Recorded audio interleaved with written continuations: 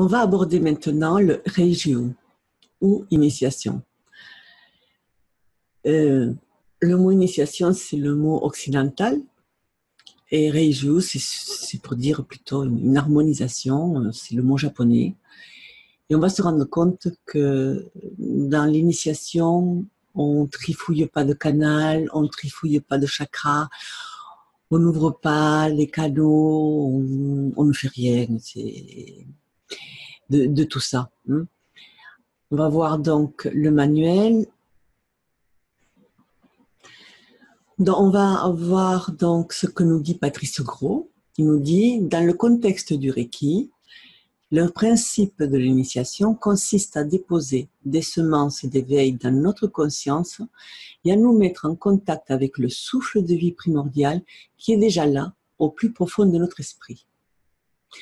Et Pascal Trefengui nous dit, l'initiation est un moment rituel lors de l'atelier d'apprentissage qui vise à actualiser chez le praticien un certain état de conscience appelé Satori au Japon.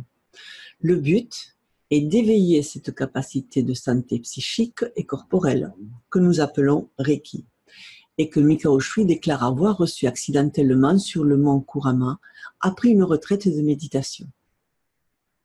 Donc on voit que effectivement l'enseignant, lorsqu'il va initier l'élève, en aucun cas, il trifouille ses énergies.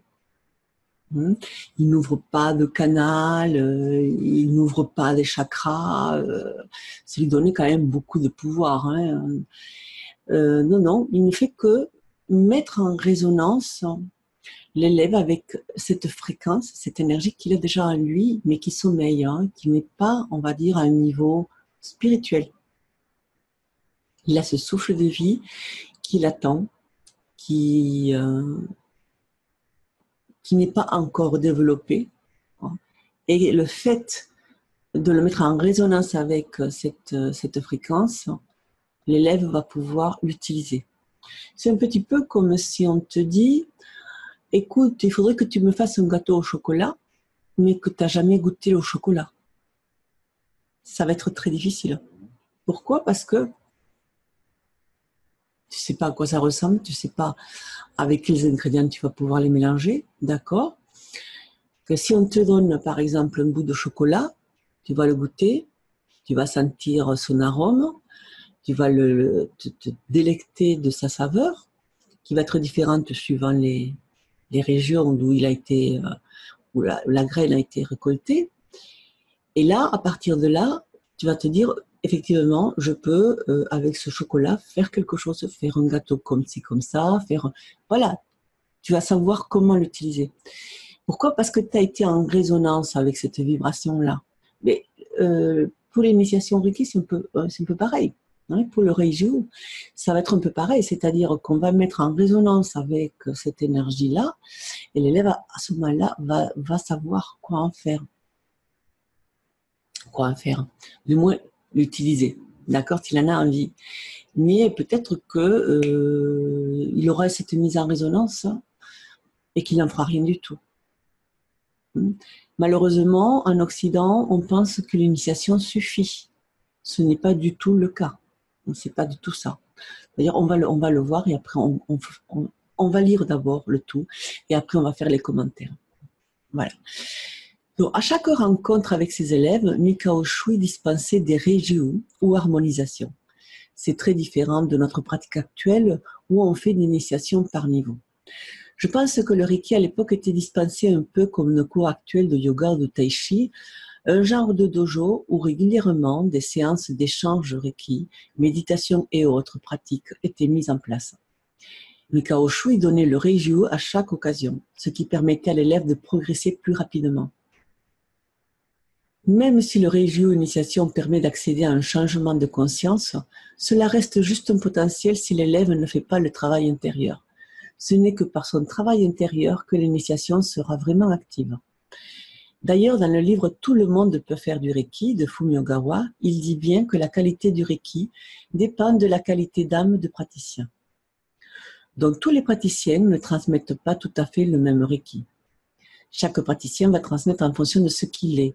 ce qui n'a rien à voir avec son niveau, mais plus en rapport avec son évolution, son travail, mais aussi la chimie qui le compose. Un élève de Yakuten Inamoto, du Komyo Reiki, a posé une question sur la pureté du Reiki. Entre guillemets, j'ai posé la question à Yakuten sur la pureté du Reiki. Pour lui, ce n'est pas une question de pureté du Reiki, mais du thérapeute. Il dit quand le verre est sale, l'eau qui en coule est polluée. Il considère que le Reiki est toujours pur, quelle que soit l'école ou la lignée.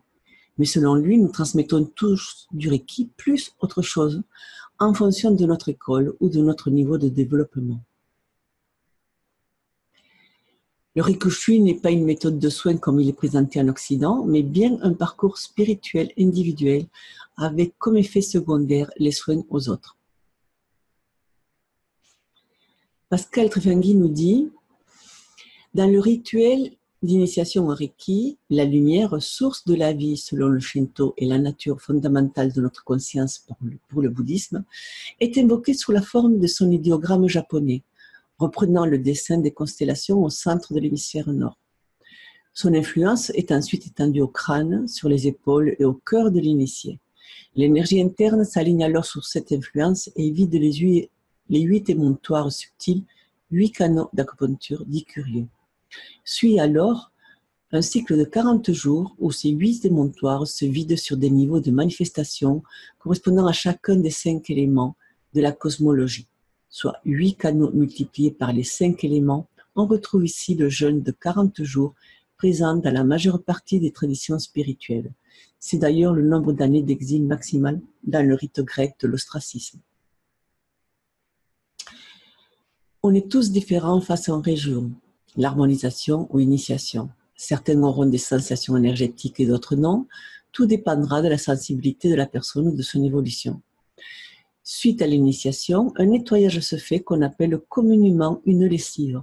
Par conséquent, là aussi, on peut réagir différemment. Cela peut toucher le physique par des symptômes tels que vomissements, diarrhée, rhume, et en général, ça passe au bout de quelques jours.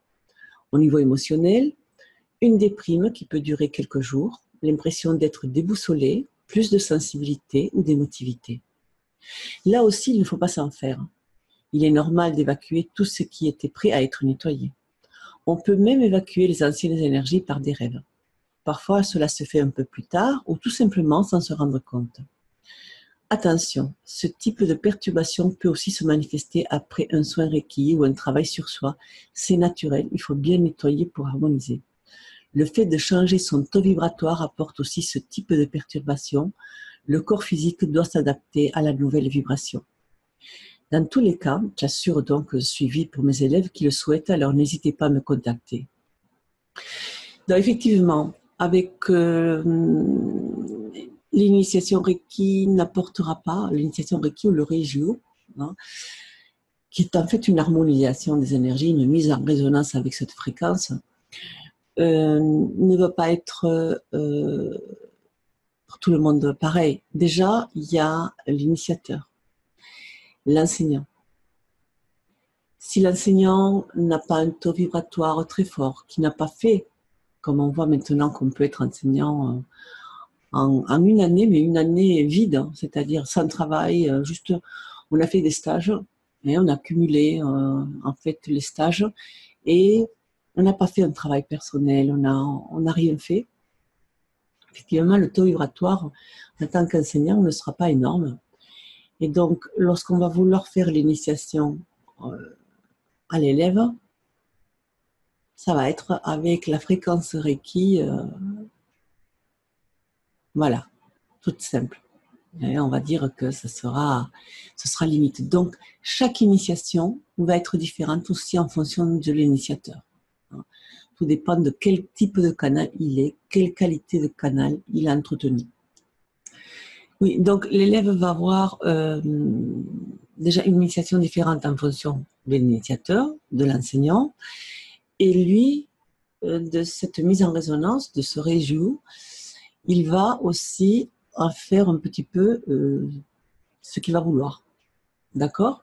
Il y a certains élèves que cette initiation va être vraiment le déclic, le départ d'autre chose, et ils vont se donner à fond, ou bien moyennement, ils vont aller à leur rythme, ils vont travailler, et automatiquement, il y a un nettoyage qui va se faire et qui va se continuer sur le temps, et d'autres élèves qui ne vont rien faire, qui vont juste prendre cette initiation comme ça, qui feront plus ou moins les 21 jours qu'on préconise d'autotraitement par la suite, et puis c'est tout. Donc on va dire qu'ils vont avoir un Reiki très très limite. Il faut savoir aussi que ce qu'on appelle les soins aux autres va être aussi proportionnel au travail qu'on aura fait sur soi. Parce que le débit et la qualité du Reiki va être proportionnel du travail qu'on aura fait sur soi. Alors quand on dit on est le premier, on doit d'abord s'occuper de soi. Oui, tout à fait, déjà pour s'enlever un petit peu de du mode sauveur, parce que la personne qui veut à tout prix s'occuper des autres, c'est pour pas s'occuper de soi. Lorsqu'on veut à tout prix s'occuper des uns et des autres, c'est parce qu'on ne veut pas regarder ce qui ne va pas en soi. Et au moins comme ça, on s'occupe. Le problème, c'est que on va donner un Reiki qui sera de qualité moindre parce qu'on n'aura pas fait de travail sur soi. On va dire que être canal Reiki est aussi, par exemple, comme une antenne de radio. J'achète un petit poste de radio et au départ, j'ai du mal à avoir vraiment pas mal de fréquences. Donc, j'ai 2-3 fréquences générales, nationales. Voilà. Mais je suis contente. La qualité n'est pas terrible, mais ça va. Puis le temps passe, j'économise un peu, puis je lui change quelques pièces, je change quelques trucs. Et au fur et à mesure de mes changements et de mes améliorations, je commence à avoir des fréquences courtes, des fréquences longues, et d'autres fréquences. Et finalement, après, à la fin, j'ai un panel de fréquences à moi qui va être vraiment différente. Pourquoi? Parce que la qualité de l'antenne et des matériaux et matériels que j'aurais mis dans ce poste aura changé. D'accord? Mais chez nous, c'est exactement pareil. Il ne faut pas croire que devenir praticien Reiki, ça va se faire en un claquement de doigts. Ça, ce sont des publicités occidentales pour vendre des régios et vendre des stages. Ça ne va pas se faire en un claquement de doigts. Je suis désolée si tu avais espéré pouvoir même peut-être faire un changement professionnel par rapport au Reiki.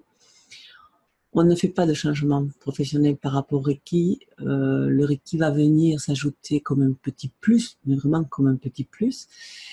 Mais si vraiment on veut par la suite changer de métier et utiliser le Reiki, il va falloir d'abord vraiment avoir fait un travail sur soi et avoir rajouté par exemple un accompagnement à la personne, d'accord? Et peut-être d'autres choses parce qu'on ne vit pas uniquement du Reiki.